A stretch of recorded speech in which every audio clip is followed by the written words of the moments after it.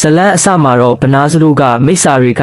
ဏရောက်နေလို့အတိပေးတဲ့အကာအရန်တစ်ခုချထားလိုက်ပါတယ်ဆန်နီမတို့ဘက်မှာလည်းဆန်နီမကနကားတက်တဲ့ခေါင်းစဉ်ရသွားလို့ပြောနေကြပါတယ်ဆန်ဝါမကတော့တွားပြီးလေ့ကျင့်အောင်မယ်ဆိုပြီးပြောလို့ဆန်ညုံမလို့ကလည်းသူတို့စူးစမ်းရမယ်ဆိုပြီးပြောနေကြပါတယ်တကယ်တော့ဆန်ဝါမကနကားတက်တဲ့ခေါင်းစဉ်ကိုလိုချင်နေတာဖြစ်ပါတယ်အဲ့အချိန်မှာပဲမိစ္ဆာတက်ကတယောက်ရောက်လာလို့ဆန်ဝါမကဘာလာလောက်တာလဲဆိုပြီးဓာတ်နဲ့ထောက်ထားလိုက်ပါတယ်မိစ္ဆာဘရင်တက်ကလူကလည်းဒီတိုင်းလာကြည့်တာပါပြောလို့ဆန်ဝါမကလည်း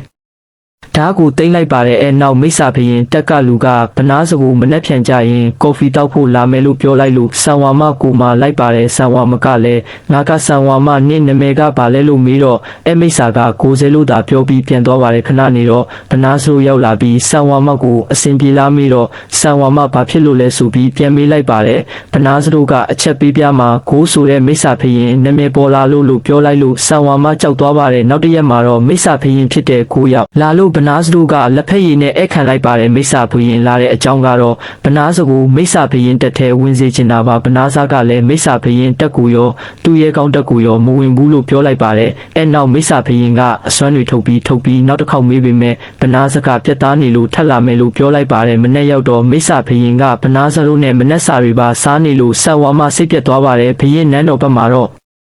ဗနာဇာတို့ဘက်ကိုမိစ္ဆာဘရင်လာနေလို့မိစ္ဆာနဲ့ပူးပေါင်းနေတယ်လို့ထင်ပြီးစစ်တပ်ပါလုပ်ဖို့လုပ်ပါတယ်ဒါပေမဲ့ရွှေအောင်စပင်နဲ့ကောင်ကသူမြည်ဆောင်ပြီးတွားလိုက်မယ်လို့ပြောလိုက်ပါတယ်အဲနောက်ဗနာဇတို့ဘက်ကိုရွှေအောင်စပင်နဲ့ကောင်ကလူအုပ်လိုက်လာပြီးသူ့တက်ကိုမဝင်ရင်တိုက်မယ်ခိုက်မယ်လုပ်နေလို့ဗနာကအိမ်ရောခြံတွေကိုပါနေရာကူးပြလိုက်ပါတယ်အဲချိန်မိစ္ဆာဘရင်ရောက်လာတဲ့အခါမိစ္ဆာဘရင်ကိုပါတိုက်ခိုက်မယ်တွေလုပ်နေလို့မိစ္ဆာဘရင်ကအစွမ်းတွေပြပြီးတက်ကိုခေါ်လိုက်လို့ရွှေအောင်စပင်နဲ့ကောင်ပြေးရပါတော့တဲနောက်ဗနာဇတို့ကနန်းတော်နဲ့အတော်ဝေးတဲ့နေရာကိုကူးပြောင်းလိုက်ပြီးတော့မြေခွေးမကလည်းရှင်သွားတဲ့နေရာတိုင်းကိုလိုက်မှာပါဆိုပြီးဗရာတို့မှမရှိတဲ့ကောင်မလေးလို့ပြောလိုက်ပြီးအပိုင်းလေးကလည်းပြီးသွားပါတော့တယ်ကြည့်ရှုပေးတဲ့သူတိုင်းကိုကျေးဇူးအထူးတင်ရှိပါတယ်